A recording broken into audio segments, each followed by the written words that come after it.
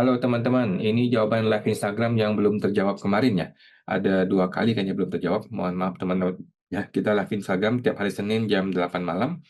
Oke, langsung kita mulai teman-teman ya. Ada pertanyaan dari Bapak KC 168. Suami istri punya saham di PT yang sama. Selama ini saham digabung di SPT suami. Namun sekarang kontes, apakah lebih baik saham dilapor satu garis saham suami, satu garis saham istri? Boleh, boleh Pak. Kalau mau dipisah begitu, intinya sih yang mana yang lebih nyaman untuk si wajib pajak. Kalau si WP merasa lebih nyaman gue pisahin supaya lebih mudah, gue memantaunya, lebih mudah untuk mengeceknya, itu lebih bagus. Dan gue selalu punya prinsip lebih rinci lebih bagus. Lebih rinci itu membantu kita dan juga bantu si petugas pajak. Jadi bantuin semua orang lebih enak. Ya, thank you Pak KC, semoga terbantu. KC Ibu Adrian Surya, Bapak ya. Kontes 2025 teman yang ikut Zoom sharing dan diskusi dari kita untuk kita Rabu apa ini? Oh, promosi ya. Silakan silakan teman-teman ya, silakan dipromosikan. Untuk ada yang promosi ya untuk Zoom meeting. Mohon maaf udah kelewat nih. ada Bapak Adrian Surya 82. Oke, ada Bapak BCRW. Maaf, tadi ketik belum selesai, sudah kepencet kirim. Ini saya lanjut pertanyaannya. Bagaimana menentukan nilai perolehan? Waduh, saya lupa ini. Mohon maaf kemarin ya, Pak BC. Boleh ketik lagi, Pak. Pak BCRW 1217. Ada Bapak Glory 20237. Bagaimana lapor pajak bunga obligasi yang DTP? Dimasukkan ke penghasilan final atau penghasilan yang bukan objek pajak. Kalau final, pajak terutang. Oke. Saya tidak tahu, memangnya ada bunga obligasi yang DTP. Oke, seandainya ada ya, maka ini masuk ke penghasilan yang bukan objek pajak ya. Penghasilan yang tidak termasuk objek pajak yang lainnya, yang paling bawah di situ. Thank you Pak Glory. Bapak Glory 20237. Ada Bapak Andrian, maaf kalau tes 25. Tadi sudah ya. Bapak Adrian. Ada Bapak YC Clara. Koawen UMKM sudah isi lampiran bruto, tetapi tidak muncul hasil jumlah ke induk. Oke, nah ini yang pertama adalah klik posting, kemudian kembali lagi. Kemudian ingat klik simpan konsep, kemudian kembali lagi. Biasanya begitu, simpan konsep dan posting itu akan bikin kembali hitungannya ke normal lagi ya. Memang sebusuk itu konteks ya. Mohon maaf nih Pak Clara, Ibu Clara. Bapak Y Clara 2001. Ibu Henigun, istri kerja putih potong A1 dan dapat juga putih potong 21. Di SPT suami, PTKP dengan anak, apakah benar pilih KI1? Jawabannya K1 ya, bukan KI. KI itu hanya untuk yang istrinya itu punya NPWP dan lapor mandiri. Kalau istri tidak punya NPWP, maka K garis miring 1. Ya, thank you Bu Henigun. Ibu Henigun. Kemudian Bapak Anton Tri, Pak mau tanya, kalau suami bekerja, istri juga kerja sebagai dosen, dapat bukti potong nih. Apakah istri bukti potong A1 masuk ke final biar tidak kurang bayar? Setuju, Pak. Jadi syarat untuk penghasilan istri masuk ke finalnya suami adalah dia hanya bekerja dari satu perusahaan tidak lebih. Nah, kemudian dia dapat bukti potong A1 ya sebagai karyawan pegawai tetap. Kemudian istri tidak punya NPWP sendiri. Itu syaratnya. Bisa jadi PPh final di suami. Thank you Pak Anton. kemudian Bapak Anton Tri 05. Bapak Sipako, kok tanya lagi, kalau dapat dividen dari bursa saham, wajibkah WPOP buat unifikasi karena hasil dividen tersebut dikonsumsi? Jawabannya wajib ya. Kalau emang niatnya adalah untuk dikonsumsi kemudian bayar 10%, maka seingat saya mesti unifikasi. Coba Bapak cek aja langsung ke SPT ya, intinya mesti bayar. Kalau bisa bayar tanpa melalui unifikasi, berarti langsung bayar aja. Tetapi kalau tidak bisa, berarti masih masuk unifikasi dulu, baru bisa klik bayar di situ. Thank you Pak Sipako. Bapak Sipako 70. Bapak BCRW, kok kalau ada piutang usaha di banyak pelanggan, bisa nggak kita gabung? Karena banyak dan kita nggak bisa ngumpulin nicknya. Kalau digabung, di nicknya ditulis apa? Nah, makanya Pak, susah kan? Jadi kalau digabung susah, mau tulis nicknya. Nah, jadi memang lebih tepat adalah satu persatu pelanggan. Itu memang lebih tepat. Kalau mau digabung, ya udah Bapak mesti isi nick diri sendiri ya. isi diri sendiri, tetapi ketika dipanggil orang pajak, Bapak mesti punya daftarnya. Bapak mesti punya daftarnya, mesti tahu siapa-siapa orangnya. Kan sama aja bohong. Sama aja kembali ke awal, isi aja langsung detail di SPT-nya. Ya, daripada nanti dipanggil kasih detail, sama aja. Mending sekarang kasih detail, gitu. Mengenai nicknya nggak tahu ya, tinggal telepon. Telepon si orangnya. Pak, gue mau lapor SPT nih, minta nomor nicknya dong. Gitu ya. Dan kasih tahu ke customer atau ke supplier, sudah tidak zaman ya untuk menyembunyikan nick karena orang pajak akan tahu pada akhirnya. Jadi terbuka aja lah sama pajak ya. Thank you Pak BC, semoga terbantu. Bapak BCRW 1217, ada lagi Bapak KCK. Bapak KCKC, kalau tanah yang lapor di SPT sejak 90-an pakai nilai perolehan yang tidak sesuai, lebih kecil dari nilai yang seharusnya karena salah admin, apa yang harus dilakukan? Udah Pak, cuekin aja Pak. Kalau udah 90-an udah nggak usah pusing ya. Apa yang sudah dilapor selama ini, itu aja terus dilanjutin. Itu aja terus dilanjutin. Nanti kan ada nilai saat ini. Nah, nilai saat ini adalah ikuti NJOP. Udah gitu aja Pak. Udah 90-an udah terlalu panjang ya. Kalau mau dibetulkan juga udah terlalu jauh dan tidak bermanfaat juga. Toh sudah kadaluarsa pemeriksaan. Oke, thank you Pak Kaceh, semoga terbantu. KC, Bapak Bapak Melki, selamat malam kau. Apakah bukti potong dari bunga tabungan dan deposito serta obligasi pemerintah harus diinput di konteks satu persatu? Nggak usah Pak, per bank aja Pak, per bank ya. Per satu bank berapa total bunganya sama nilai total pajaknya. Udah gitu aja. Jadi total per bank aja, biar Bapak nggak pusing. Nggak usah per satu item investasi, nggak usah. Setahu saya begitu ya, per bank aja. Thank you Pak Melki, semoga terbantu. Melki PP, Bapak ada Bapak Aristolamen, laporan audit 2023 belum dilakukan pembetulan, tetapi SP2DK 2023 normal sudah selesai dan sudah ada pembayaran tambahan. Pertanyaan saya, apakah saya tetap melakukan pembetulan audit atau nggak usah? Nggak usah lah, audit biarin aja. Jadi audit selesai, nanti, oh ini audit belum selesai ya? Kalau audit belum pembetulan. Oh ya, berarti kan sudah ada audit nih. Sudah selesai audit, udah nggak usah pembetulan lagi. Apa yang ditemukan di SPDODK yang sudah deal, itu aja yang diakui di akunting, gitu. Audit nanti bayar lagi, mahal ya. Bayar auditor lagi, repot ya. Nggak usah. Jadi pakai aja data audit, ditambah dengan data SPDODK. Gitu sih kalau menurut saya. Ngapain bayar auditor lagi, mahal-mahal. Thank you Pak Aristo Lamen, semoga Pak terbantu. Aristolamen, Bapak Dian Faradi, kok kalau penghasilan suami gabung istri, tanggungan anak satu, apakah benar PTKP K11? Jawabannya K1 aja ya, K1 bukan KI. KI itu hanya berlaku kalau si istri dan suami masing-masing punya NPWP dan masing-masing lapor sendiri.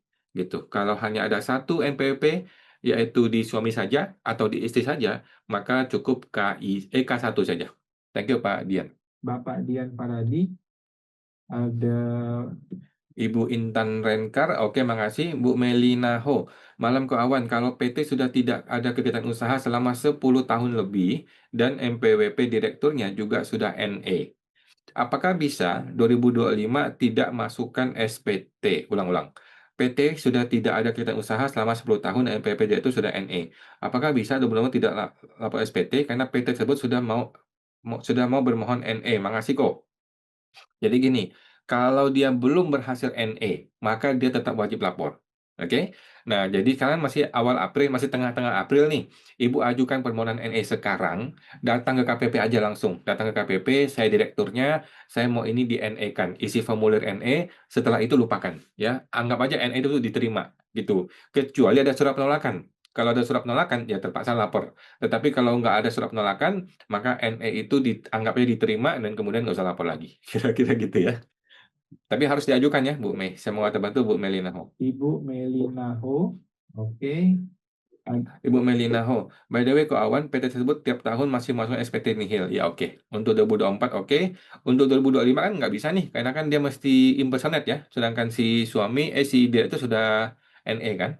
Jadi diajukan langsung ke NE aja ke KPP-nya. ada Ibu Melina Ho, Bapak Melki VPP, bisa tolong kasih ilustrasi jumlah penghasilan dan penambahan harta yang sesuai untuk SPTOP. Bapak langsung ke mini cost kita aja, ke mini cost kita spt orangpribadi.com. Atau kalau enggak langsung hitung secara mandiri di Google Sheet kita ya, di kertas kerja Google Sheet kita di gratis.sptorangpribadi.com. Kira-kira gitu. Thank you Pak Melki, semoga terbantu. Ada Bapak Melki VPP, ada Ibu Heni Gun, perbaiki pemegang saham di Cortex belum berhasil-berhasil. Apa ada detail caranya kok? Udah nggak usah pusing, Bu. Memang semua orang mengalami hal itu. Ada yang nggak berhasil, ada yang double-double.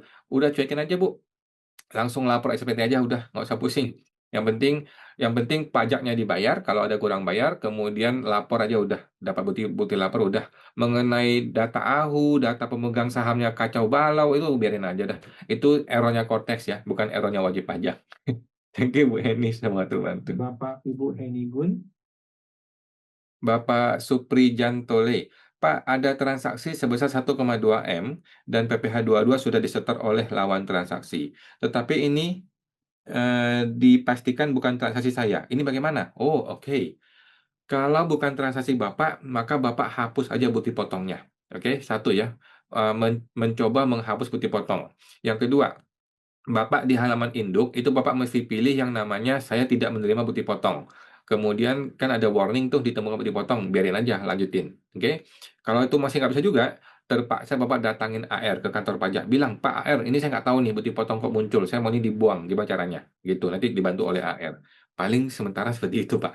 Thank you, Pak Supri, semoga terbantu. kemudian ada Bapak Nise, Bapak Nise 99, pada poin 13B, apakah harus dipilih ya atau tidak untuk perhitungan sendiri apabila tidak pernah mengangsur PPh 25, namun ada kurang bayar tahun ini karena penghasilan tidak teratur?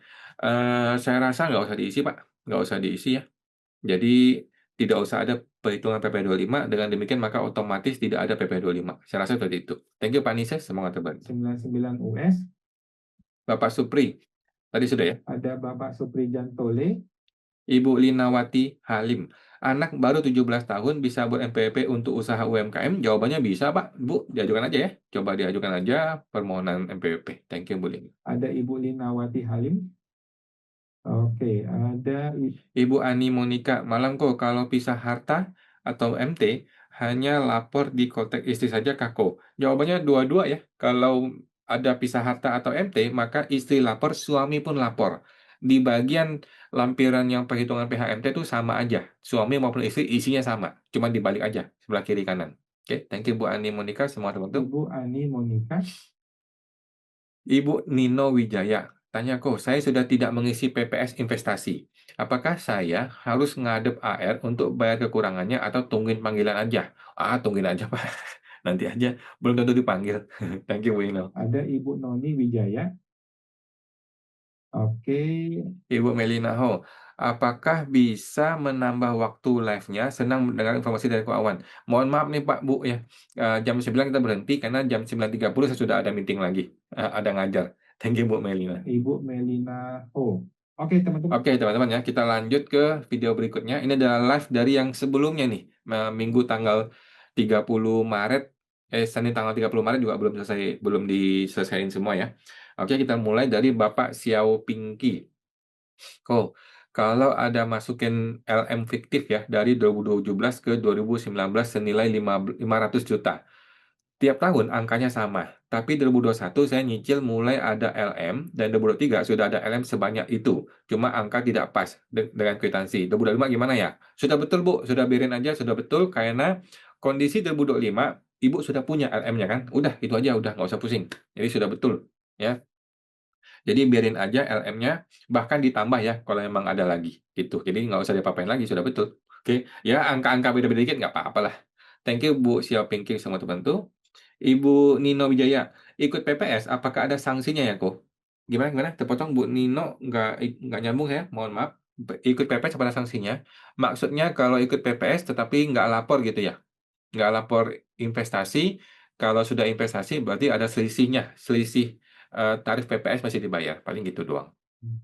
ada Bapak Nino Wijaya, Bapak Ivan Sutejo, kok kalau saat lapor realisasi dividen di Cortex dan kita sudah isi tabel, tetapi preview dokumennya cuma kertas putih kosong saja, apakah jadi masalah? Saya ulang nih ya.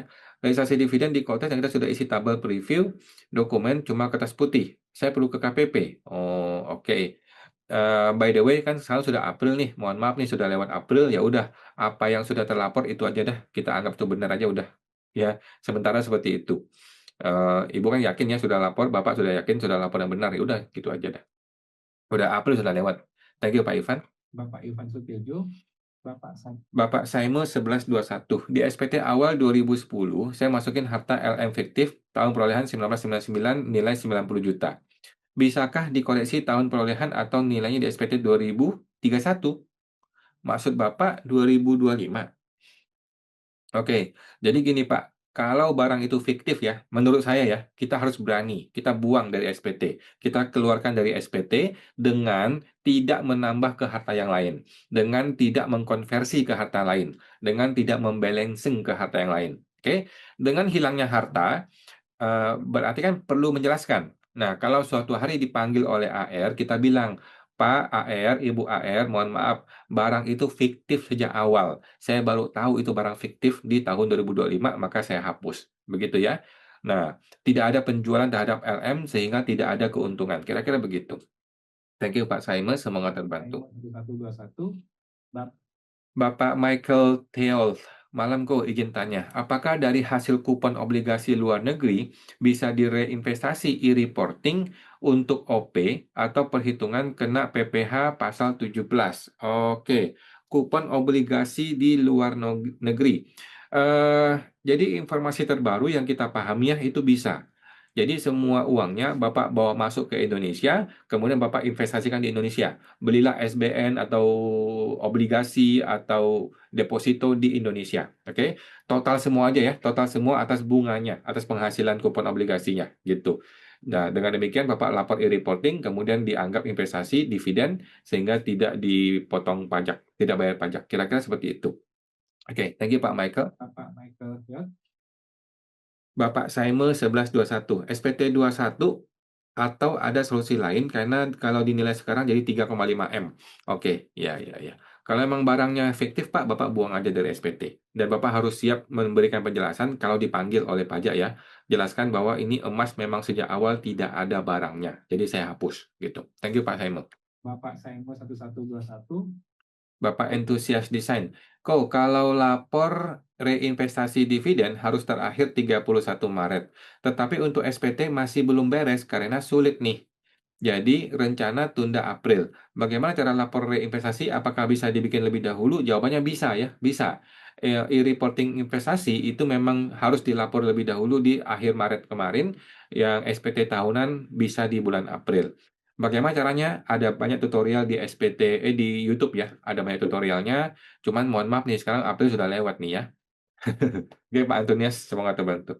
Bapak entusias desain, Bapak Lustisian, kertas Google Sheet Cortex bolehkah dipakai untuk buat ulang tahun sebelumnya? Jawabannya boleh, tetapi agak rumit. Mending gunakan kertas kerja yang dulu nih. Kalau yang sekarang ini agak rumit nih untuk tahun lalu ya. Mending yang kertas kerja yang dulu, yang model lama itu masih oke. Untuk gantikan kertas kerja Cortex TJP untuk kerapihan berformat sama sekarang bisakah? Bisa aja sih, bisa aja. Cuman berat yang sekarang tuh ribet ya. Kalau yang dulu lebih gampang. Thank you Bu, Pak Lustisian, semoga terbantu. Pak Lustisian, Bapak ya. Bapak Xiao Pinky, kalau LM-nya kita benerin per 2025, apakah tahun-tahun sebelumnya tetap akan diperiksa? Jawabannya bisa aja ya. Yang namanya orang pajak bebas untuk periksa kita selama 5 tahun mundur, boleh aja. Jadi kita harus siap ya. Mengingat tahun-tahun sebelumnya angkanya asal-asalan semua. Ya, oke. Jadi sekarang mau dibetulkan boleh-boleh saja. Kalau Bapak punya waktu ya, boleh dibetulkan. 2024, 2023, 2022, 2021 sampai 2020 boleh dibetulkan kalau memang masih sempat waktunya ya. Yang penting 2025 dulu nih. 2025 kita benerin dulu yang pastinya. Thank you Pak Xiaoping. Bapak Moonlight. Di status SPT tertulisnya nihil. Di kolom kurang bayar, lebih bayar tertulis 0. tetapi di 14H tertulis ada kelebihan 2,5 juta. Apakah ini akan ada masalah? Oke, ini adalah kelebihan PPh final. Bapak mesti kembali ke lampiran yang omset bruto PPh final UMKM. Di situ bulan Januarinya ditambahkan 500 juta. Selesai, beres masalahnya ya. Karena Bapak kan bayar pajak dari Januari, padahal seharusnya tidak usah bayar untuk omset yang 500 juta. Oke? Thank you Pak Moonlight, semoga terbantu. Moonlight, Bapak Jas. Bapak Justi 8871. Malam kawan, saya mau tanya, jika ada saham kosong di perusahaan, apakah wajib lapor juga di harta SPT kita? Saham kosong itu definisinya apa, Pak? Jadi ikuti arus uangnya. Kalau arus uangnya keluar, maka kita mesti akui. Kalau arus uangnya nggak keluar, tetapi sudah muncul di akte perusahaannya si PT tersebut, di akte notarisnya muncul nama kita sebagai pemegang saham, maka kita mesti lapor sahamnya dan munculkan hutang pemegang saham di SPT kita. Gitu ya, paling seperti itu, Pak. Jadi ikuti aktenya si notaris PT sana. Thank you, Pak Justice. Sama teman-teman. 88.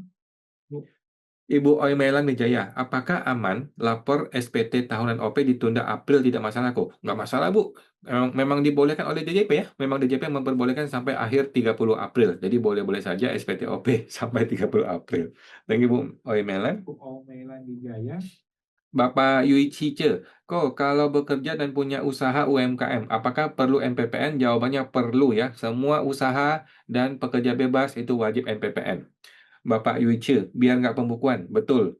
Bapak Yuice, mohon infonya, terima kasih. Ya, begitu ya Pak ya. Jadi seorang pengusaha ataupun seorang pekerja bebas itu wajib cetak NPPN.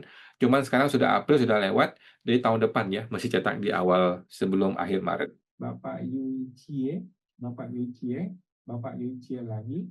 Oke. Bapak Aristolamen, saya mau tanya kok, biaya mana yang harus dicatat di Cortex? Soalnya di laporan komersil banyak biaya. Apakah semua harus dicatat soalnya di akun Cortex cuma biaya tertentu doang? Ini mengenai SPT badan, Pak ya? Kalau SPT badan semuanya mesti dicatat. Kalau ada akun-akun di internal kita yang tidak cocok dengan semua akun cowok di Cortex, maka Bapak kumpulkan semua, tambahin semua di yang namanya beban usaha lainnya. Kira-kira gitu. Thank you Pak Aris, mau bantu. Pak Ristolamen. Ibu Catherine Liu, kok mau tanya, KPR Bank input ke Cortex sisa hutang, harga pokok plus bunga atau harga pokok saja? Kalau saya Pak ya, harga pokok aja, Ibu Catherine ya. Kalau saya harga pokok aja, kenapa? Karena kan bunga bisa berubah-ubah. Bunga bisa berubah. Kadang-kadang dia masih flat 5 tahun gitu. Nanti setelah tahun ke-6 sudah floating, kan jadi berubah lagi bunganya. Kadang-kadang kita ada pelunasan di awal, berubah lagi bunganya. Jadi kalau saya lebih cenderung harga pokok saja, tidak termasuk bunga. Thank you Bu Catherine. Ibu Catherine Liu. Bapak Bapak STTJ, malam kawan, kalau suami tidak kerja dan NPWP-nya masih aktif, istri pakai NPWP suami dengan penghasilan dari paruh waktu kerja tanpa bukti potong dan sebagai broker properti dengan bukti potong 21. Bagian mana data harus diinput? Oke, jadi yang pertama, Ibu tinggal masuk ke SPT-nya suami, kemudian ikuti aja prosesnya. Di halaman induk diikuti, satu persatu diikuti, kemudian muncul yang namanya lampiran 1, lampiran 2, semuanya diikuti satu persatu. Dibaca, Bu. Dibaca satu persatu. Kalau ada ya ada, kalau nggak ada ya nggak ada. Itu, Bu. Jadi nggak usah pusing lagi. Ikuti aja prosesnya. Ikuti perjalanan dari kontes itu. Gitu ya. Jadi nggak usah pusing. Jadi banyak orang bingung mana yang perlu, mana nggak perlu. Ya tinggal dibaca aja, Bu. Tinggal dibaca aja, tinggal dijawab yes or no, kemudian tinggal muncul lampiran diisi aja. Gitu, Bu. Nggak usah pusing. Thank you, Bu STJ. Semoga terbantu. STTJ. Terpotong, mohon maaf.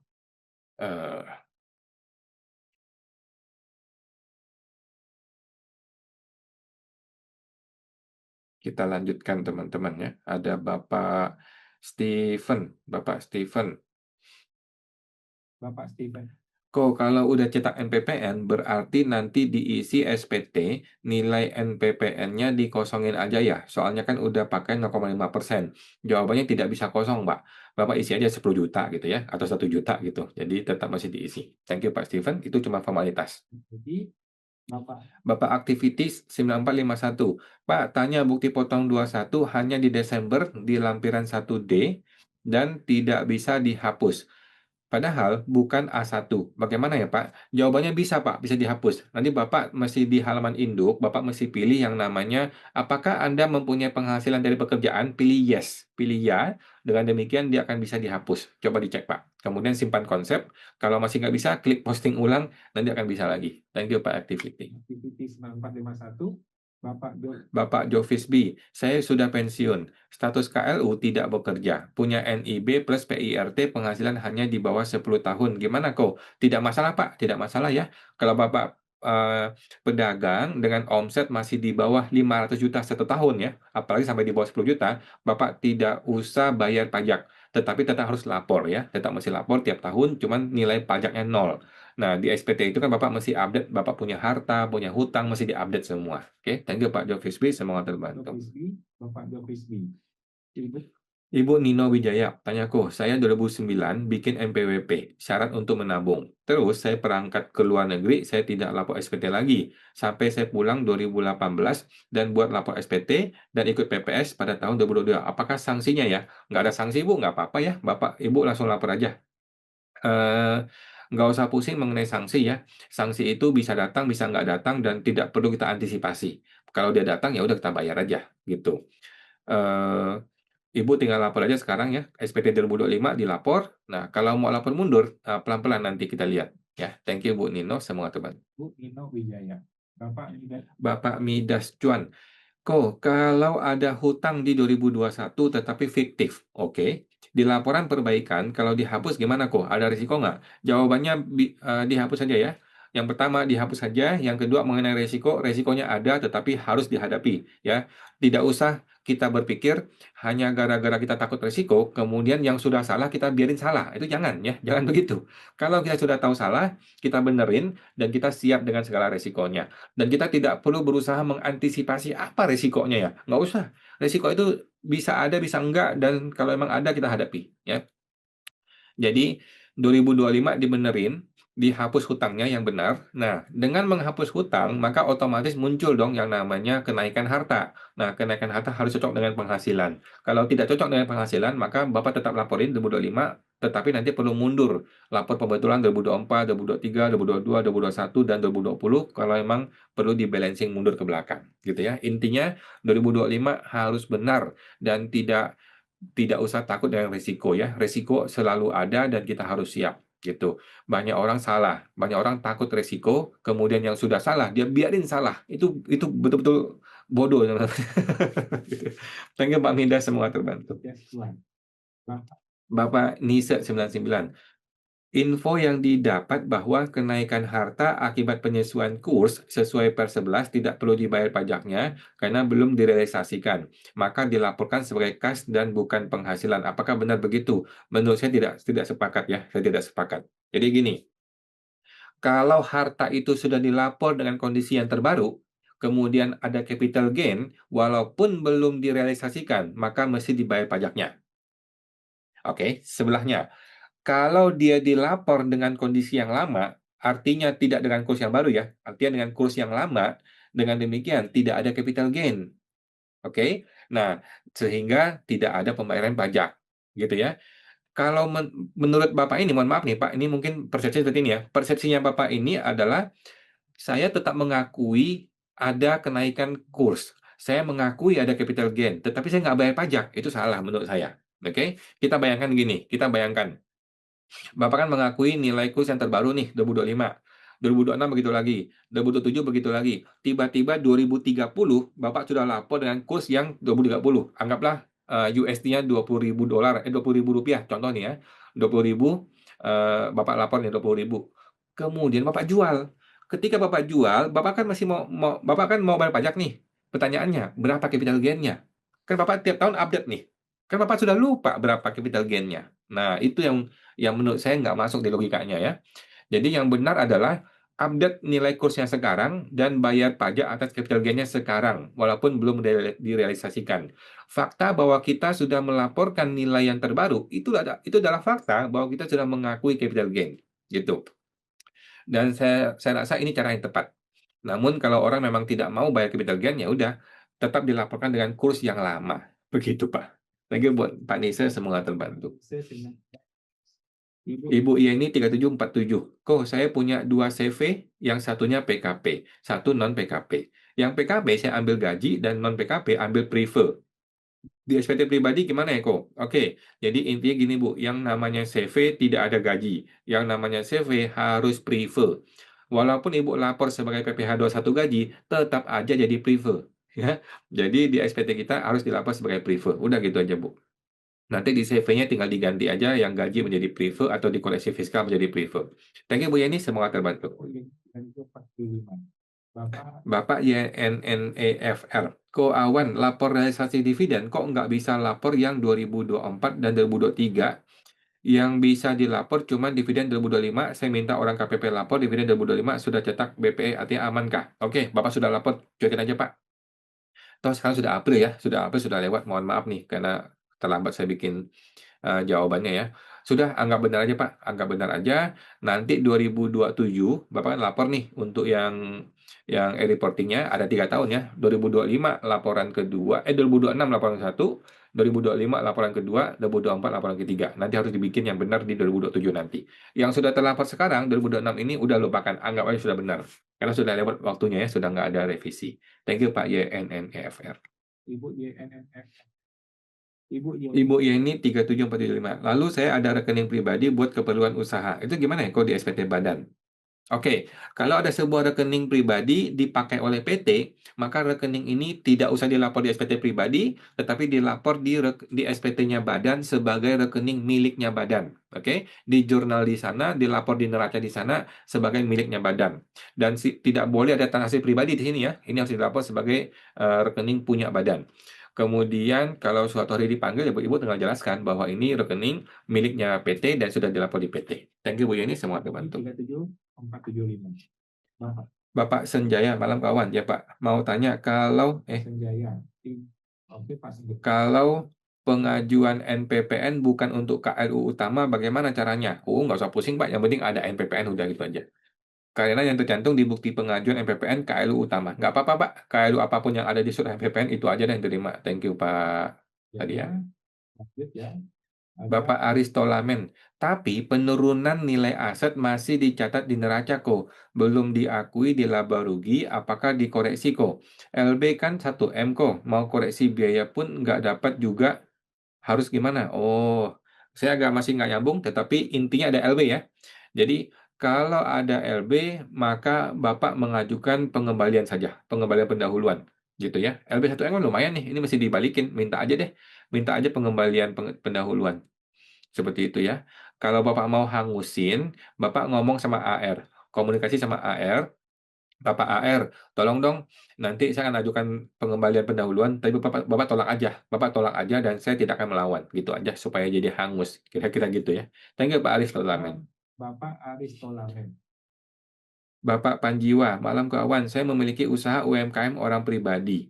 Persediaan barang dagang yang ada di toko, saya lapor sebagai harta apa tidak kok? Jawabannya iya, lapor sebagai harta ya. Yang namanya barang dagang adalah harta, Bapak mesti lapor.